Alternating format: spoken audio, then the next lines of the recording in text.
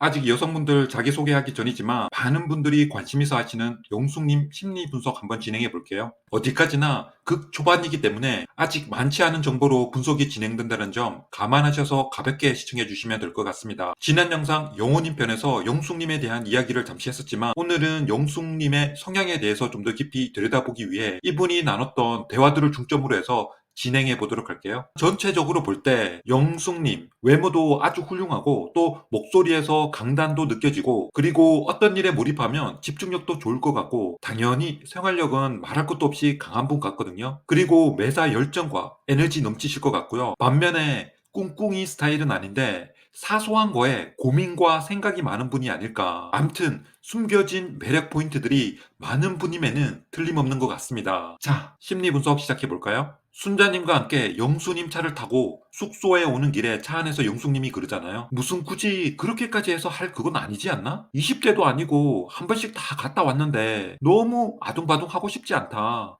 먼저 이 말 한번 볼까요? 물론 그 전 순자님 말의 의도가 진짜 밤에 잠자면 안 된다. 그 말이 아니라는 거 3살 배기도 다 알잖아요. 그래서 저도 이 말 듣고 든 생각은 사전 인터뷰 때 그렇게 간절함을 토로하던 영숙님 모습이 이게 맞나 싶었거든요. 누가 나 같은 사람 좋아해 줄까? 여기 출연하지 않으면 고독사로 죽을 것 같은 심정으로 왔다. 그리고 할아버지라도 인간이 된 사람이면 나는 한번 생각해 본다라고 말한 분이 바로 영숙님이었죠. 한 번의 아픔을 겪고 스스로에 대한 자신감과 자존감 모두 거의 바닥 수준으로 보였잖아요. 그럼 그 말의 진위가 뭔지 알아보기 위해서 영숙님 성향과 당시 상황을 복합적으로 고려해서 몇 가지로 추론을 해봅니다. 첫 번째는 그냥 단순히 2대1 상황에서 순자님에게 기선제압하기 위해서 의도적으로 꼽을 준 상황이다라고 볼 수 있거든요. 뒤에 또 나오지만 영호님을 사이에 두고 순자님과 또다시 경쟁해야 하는 상황이 벌어지는데 그때도 영숙님은 순자님 앞에서 보란듯이 난 이제 영호다라고 먼저 선빵치잖아요. 물론 그때 그 말했던 배경에 대해서는 뒤에서 또 말씀드리겠지만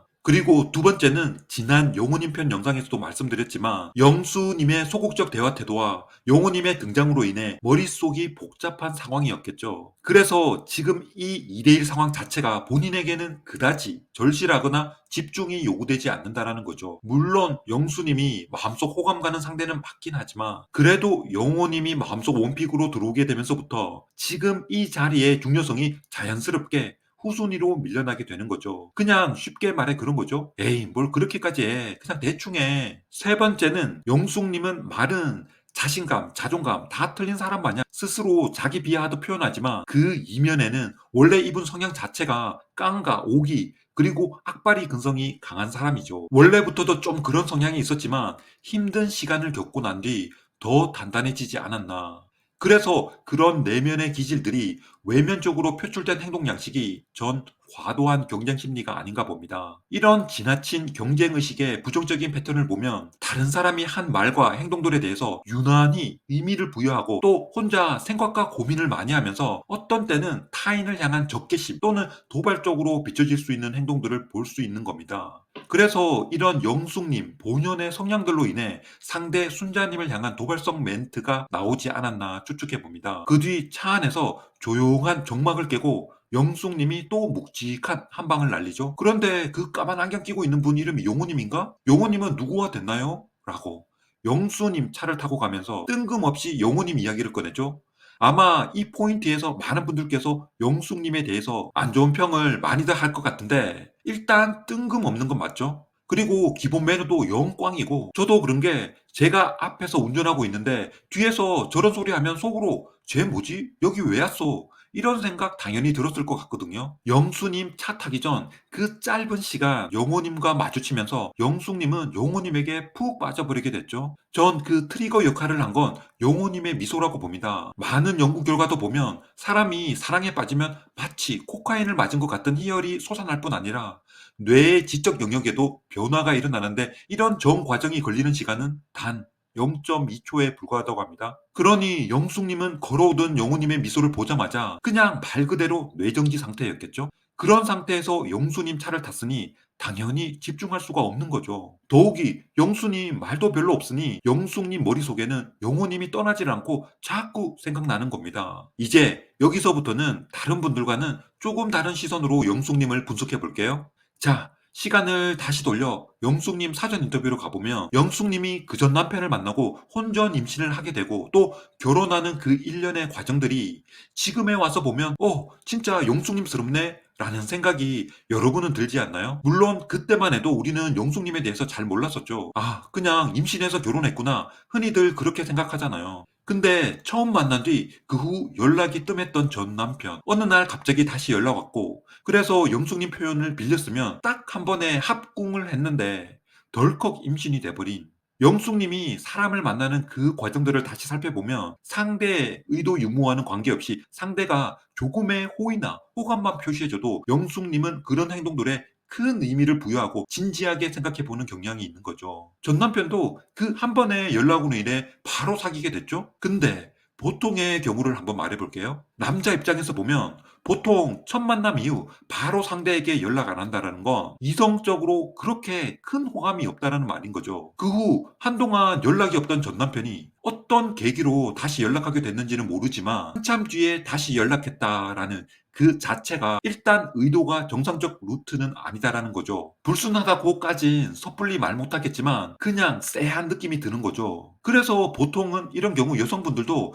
직감을 통해 뭔가 느끼는 게 있기 때문에 그런 접근을 경계하고 더 신중한 시선으로 바라본다는 겁니다. 딱 봐도 뭔가 꽁 대신 닭 같은 그런 느낌 들잖아요. 이유를 들어보고 정말 특별한 케이스가 아니라면 일반적으로는 시간을 두고 천천히 알아봐야 하는 게 정상이다라는 거죠. 근데 영숙님은 어땠나요? 연락 오자 큰 의심 없이 번갯불에 콩 구워 먹듯 바로 사귀고 급기야 임신까지 하게 되죠. 근데 가만 보면 영숙님의 이런 0.2초 fall in love 방식 이게 끝이 아니다라는 거죠. 나는 솔로 방송에서도 그대로 숨김없이 드러난다는 겁니다. 순간적으로 영호님에게 빠져드는 모습, 또 뒤에 상철님에게도 순식간에 스며들 것 같은 모습들, 여러분 데자뷰를 보는 듯 하지 않나요?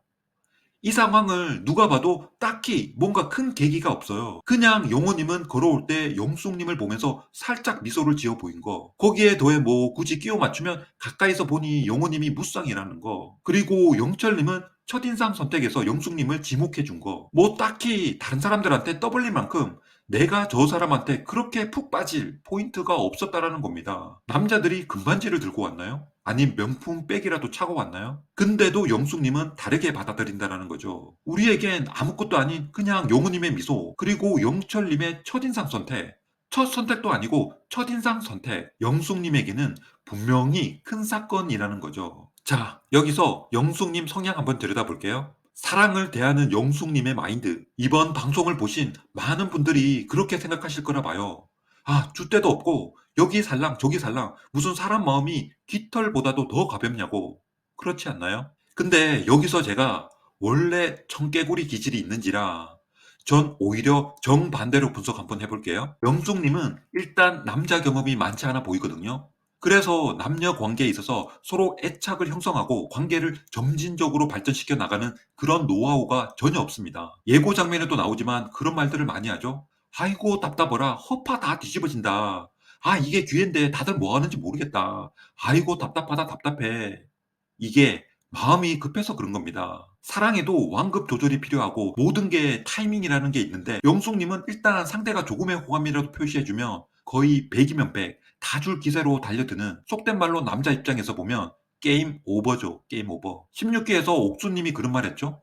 자기는 자기를 좋아해주는 사람한테 호감이 생기고 금방 넘어간다고. 본인이 그걸 알고 있고 또 말까지 할 정도면 순수하게 100% 그렇진 않다고 봐요. 그렇지 않다라는 게 그 사람 자체가 그렇다라는 게 아니라 이미 본인이 잘 알고 있기 때문에 그 사실 하나만으로도 분명 상대를 가릴 줄 안다는 겁니다. 단순히 상대가 나를 좋아하기만 하면 나도 좋아서 해 그리는 게 아니라 상대 봐가면서 해야 한다는 거죠. 그래서 옥수님은 외형적으로는 상대를 공감해주며 다정다감하게 리액션하지만 어떻게 보면 따질 것 따지고 가릴 거 가릴 줄 아는 그런 꼼꼼한 성향이라고 전 판단됩니다. 그냥 자기 것도 잘 챙겨가면서 내어줄 거 내어준다라는 겁니다. 그에 반해 용숙님은 그냥 백치미 그 자체입니다. 이런 백치미 때문에 밖에서 손해도 많이 보고 오해도 많이 받을 거로 보입니다. 제가 여자들 첫인상 리뷰에서 말씀드린 것처럼 영숙님에게서 백치미가 물씬 느껴진다고 했었죠. 뭔가 낭창해 보이고 실속 없어 보이는, 겉으로는 깡도 있고 악바리 근성도 있다고는 하지만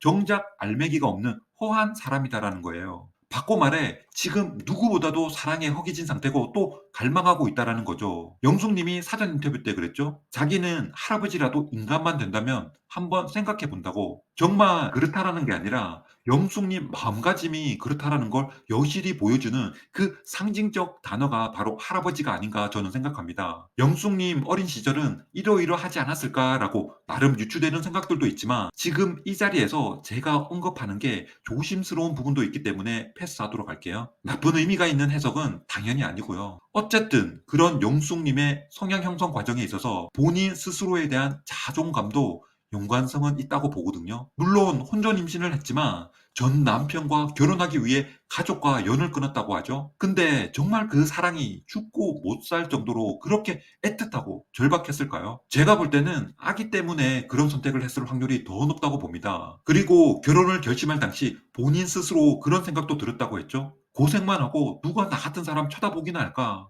본인 스스로가 자기 자신의 가치를 평가하는 데 있어서 합당한 기준을 제시하지 못하고 있는 상황이죠. 그래서 곰곰이 들여다보면 과연 그때 한 그 결정이 정말 최선이었을까라는 의문이 살짝 들거든요. 이전 제 영상에서도 영숙님에 대해 이런 말 한 적 있죠. 현재의 상황을 벗어나기 위해 섣불리 쉽게 상대에게 다가가다 보면 스스로 또 다른 상처받는 일이 생길 수도 있으니 좀 여유를 가지고 좀 더 신중하게 임했으면 한다고. 자존감, 그리고 사랑에 쉽게 빠지는 사람의 상관성에 대한 연구 결과도 이미 많이 나와 있죠. 자존감이 낮은 사람일수록 상대방에게 쉽게 빠지고 쉽게 상처를 받을 확률이 높다고. 영숙님이 그렇게 말하죠. 영호님이 첫인상 선택에서 영숙님을 선택한 인터뷰에서 됐다. 그냥 다 됐다. 나는 지금부터 온리 영호님. 누군가를 위해서 뭔가 할 수 있는 사람이 지금 생겼다라고. 뭔가 스스로 다 된 것만 같고 또 그렇게 될 것만 같다고 생각하지만 실제로 그렇게 흘러가는 경우가 많지 않죠.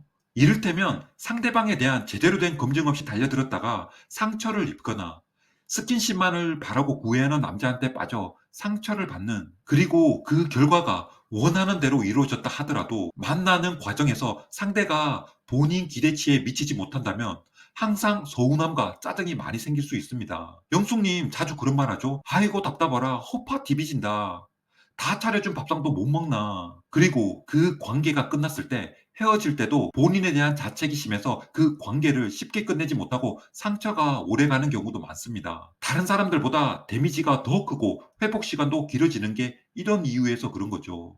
그래서 제가 지난 영상에서도 당부드린 것처럼 이러한 영숙님의 성향 때문에 간혹 경쟁이 과열된 상태가 생기게 되면 출연자들 간 반목과 불화의 대상에 영숙님이 포함될 수 있기 때문에 이런 부분들만 좀 조심하면 좋을 것 같다고. 그래서 연애를 시작하기 전 자신을 더 이해해주고 사랑스럽게 보듬어주는 과정도 반드시 필요해 보인다라는 겁니다.